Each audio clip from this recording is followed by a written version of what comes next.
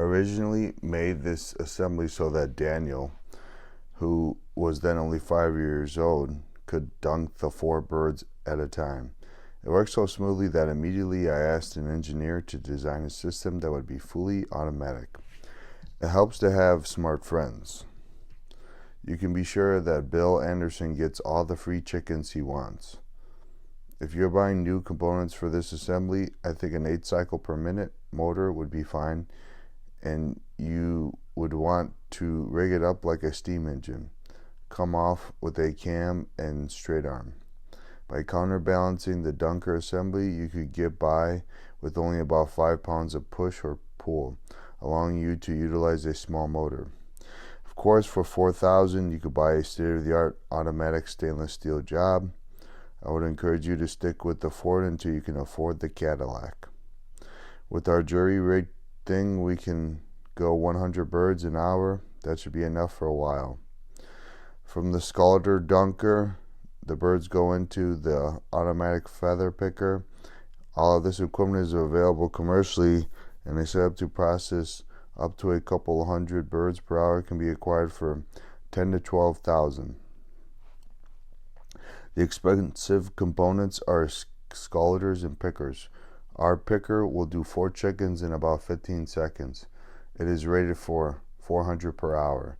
The secret of a good pick is the quality of the scald. If the scald is too hot, the skin will tear. If it is too cold, the feathers won't loosen up. A cold water spray during the picking helps the birds come out cleaner. After the picker comes evisceration. We pull off the heads. Cutting takes far more time and leaves little bone shards at the end of the neck. Pulling ensures neck severance at a vertebral joint and makes a clean job. Then we cut off the legs.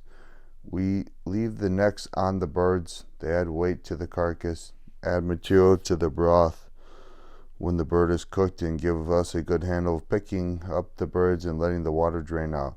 The broth from meat around bones is best, so whatever broth comes from the neck adds a high quality to the stock. If you take the necks off, I recommend using a heavy meat cleaver. We have only had one customer who wants her necks off, and we just put them in a separate bag and weigh them along with the birds just like we do the hearts and livers. All the necks can be cooked together with other bony parts to produce a wonderful broth. Our customers know that when they order a chicken, they get a whole chicken, including neck and tail. Evisceration is like shearing a sheep. Experts make it look effortless, and it is fairly easy, but to the novice it can seem impossible. Technique is extremely important. I start by cutting out the oil gland on the top of the tail by supporting the tail with the index finger of my left hand and using the knife with my right hand. Flipping the bird on its back with the neck facing my right hand, I pinch the skin with my left hand, and with my right hand barely slit the skin between the neck and the breast, tearing open the skin and pulling the craw, esophagus, and windpipe loose. If the bird has had nothing to eat for a few hours, the crop or craw will be empty and flat. That makes it a little harder to grasp and pull loose, but makes the whole evisceration process much cleaner since it can be pulled through the breast and out the back. If it is full, I cut it loose close to the breast, which allows digestive juices to come out. Birds that we dress before daylight do not get fed the prior evening. Birds that will be processed after daylight do not get fed that morning. In either case, time without food is essentially at night, when the birds are inactive anyway.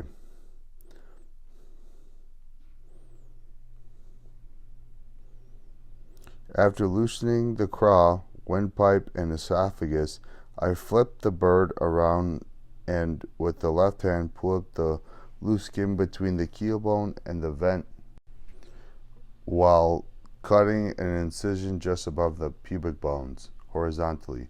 With both hands, I tear that rear opening bigger until I can get my right hand in. Pushing my hand in, I run my fingernails up high against the smooth keel bone.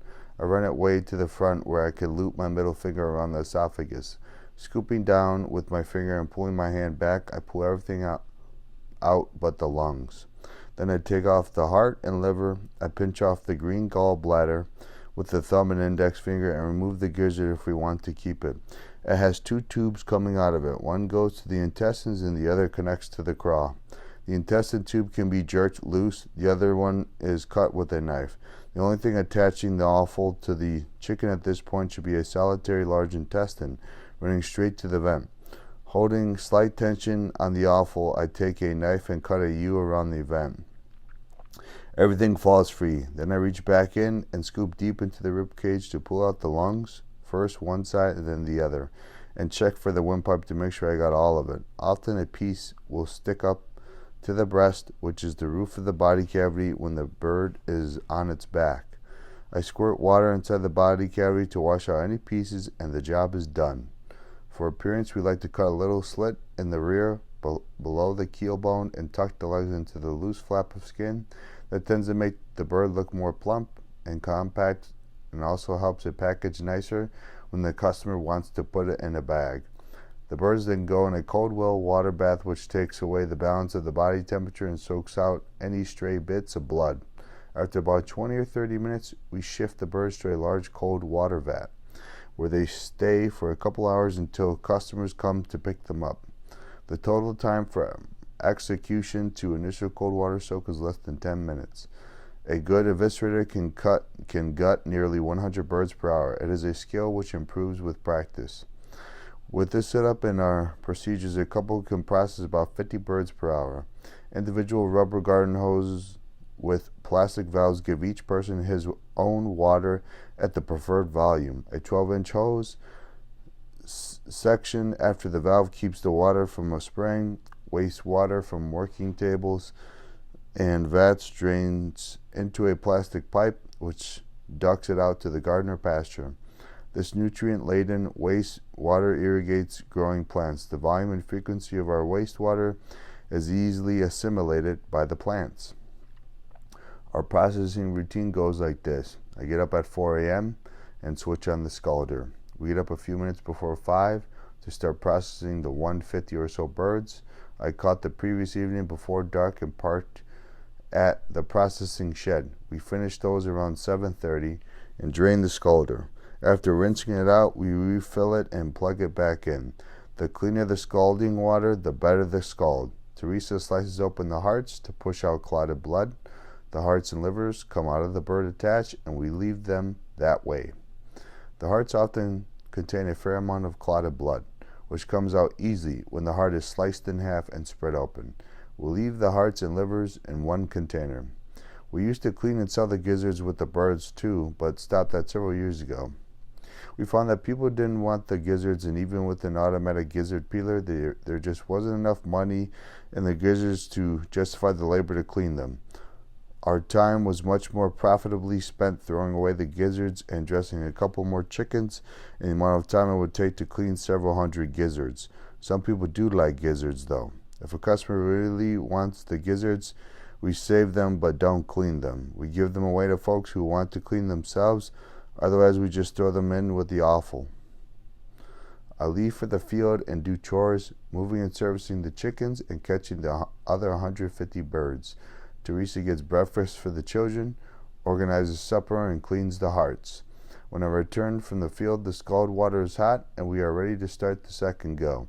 I usually grab a couple of muffins or something and a drink of glass milk before we begin again between 9 and 9:30. We like to finish the second 150 birds between noon and 12:30, which gives us at least half an hour to clean up before customers begin arriving at 1.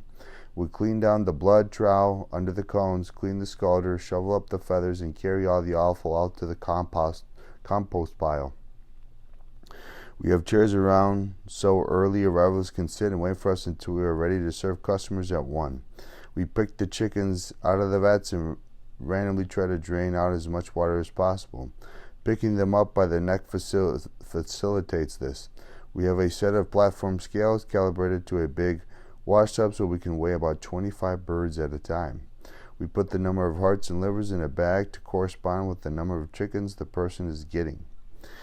If they don't want the hearts and livers, we leave them for someone who wants extra. We use a whiteboard to communicate that sort of thing to the customers. If the weather's extremely hot, we freeze some buckets of ice in the freezer overnight and drop those big ice chunks in the vats to help keep the water cool. Since we move the birds so fast, it is not necessary to actually refrigerate them. Our well water comes out a little over 5 degrees, and that is plenty cool to harden the fat. We want the birds cool enough to keep the fat hard.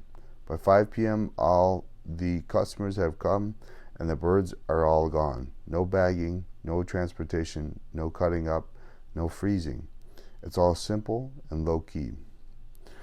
No shows have not been a problem. Once in a while someone will forget or call with car trouble, but our customers know that chronic problem makers get excised from our customer list. They need to get with the program or they just don't have the privilege of getting our chickens. With an extenuating circumstance, of course, we are more than happy to work with the customer. But as a policy, we expect them to be here when they say they will be here. If we have to freeze or bag birds due to negligence of the customer, we usually add on a hefty charge. If they have a good attitude, it doesn't bother them because they realize the hassle they've put us to. If they're incensed about the charge, we may lose a customer, but it's far better to have a few appreciative customers than a lot of customers, half of whom are a pain. We do not consider afternoons with the customers to be real work. It is the most enjoyable time for us, and often folks just sit around for a while and visit. It's payday for us, and there's something about seeing all those checks coming in that gives us a shot of adrenaline that helps us keep smiles on our faces, even we've been up since 5, but cheering chickens. The continual stream of customer compliments is just icing on the cake. Chapter 16. Composting slaughter waste. We compost the offal with wood chips.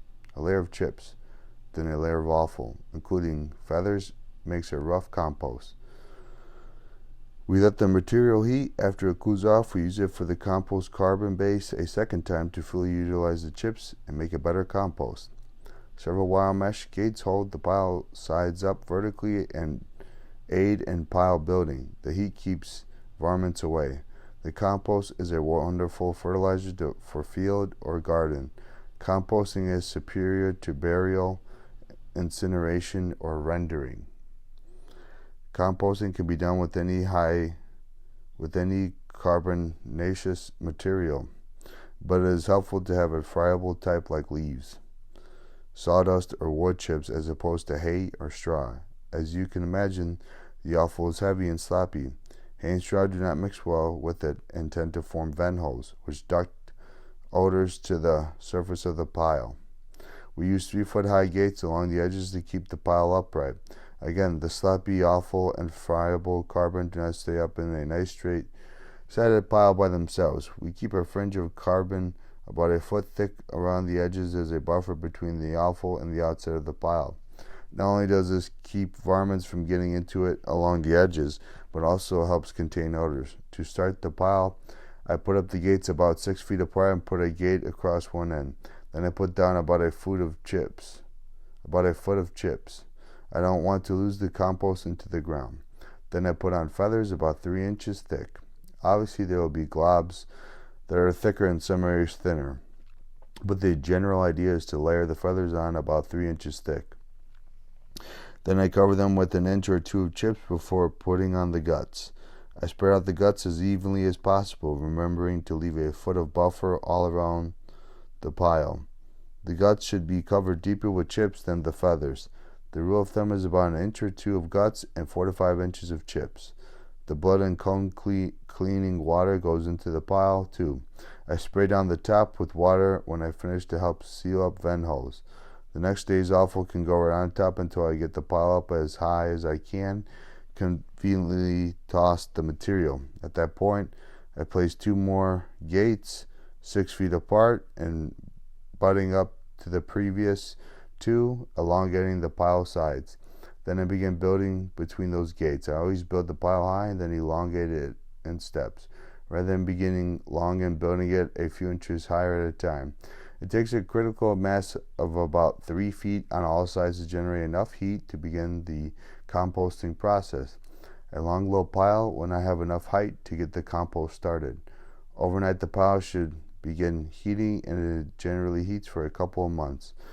3 weeks later, when we butcher again, I usually pour a few buckets of processing water over the old pile to stimulate heat. The offal contains plenty of moisture to get the composting started, but unless the season is extremely rainy, it usually shuts down due to lack of moisture. A few inches of soil, a foot of hay, or straw on top as a cap will help preserve moisture and lengthen the heating period. I am becoming increasingly pleased with the response from biodynamic preparations in the pile.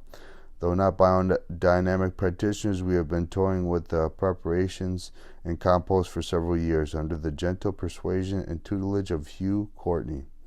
My observations suggest that the preps reduce odors and also prolong the active composting process by reducing moisture loss and heat excesses.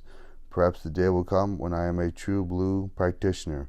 I think biodynamics is in the refinement category, not the initial necessity category. I reuse the compost to rebuild the pile with another injection of offal later in the season or the following year. Because of the offal quality, smelly and soupy, we generally do not get a real good carbon breakdown during the first composting cycle. By sending it through another cycle, we get full carbon utilization and make a much better material. We do not turn the pile except in the reposting stage. Rather than try to hurry the process, we let it age slowly and spread it the following year. Everything but the bone compost. Feathers do not compost readily, but given enough time, they do fairly well. Generally, we recompost the pile with the beef offal. We slaughter our beeves in October or November, which is timed perfectly to reuse the old chicken offal compost pile. Having gone through one cycle, the material fits in around the huge stomachs, the 100-pound paunches of the beeves. Of course, we put in hooves and skulls as well as intestines and offal. By spraying this combination of double composting material using 2 different animal materials is truly a remarkable soil builder. It takes about 3 or 4 cubic yards of carbon for every 1,000 birds. So we plan ahead and stockpile plenty of material. It is better to use a little too much than not enough. Buying the offal entices varmints to come in. Burying the offal entices varmints to come in and dig them up. Our experience is that the material does not decompose readily and stays gummy and slick for well over a year in the soil. It emits a horrible odor, too. Dogs and possums discover it and dig around, releasing offensive odors through the digging holes. The compost does not smell offensive like you would think it might. We do all of our composting within a few feet of the processing shed, which is where customers come to pick up the birds. Obviously, if it smelled bad, we would not put it in such proximity to the traffic area. Again, we use it as an educational tool. Often customers come over while I'm building the pile and learn about composting. The discussion inevitably turns to what they can do in their own backyard. That information transfer is just another one of those neat things that occurs when consumer and producer team up in a mutually beneficial relationship. On a real hot sunny day, flies can be a problem. We sprinkle some basic H around and spray the floor and surrounding grass with the soapy water that does a marvelous non-toxic job of keeping flies away.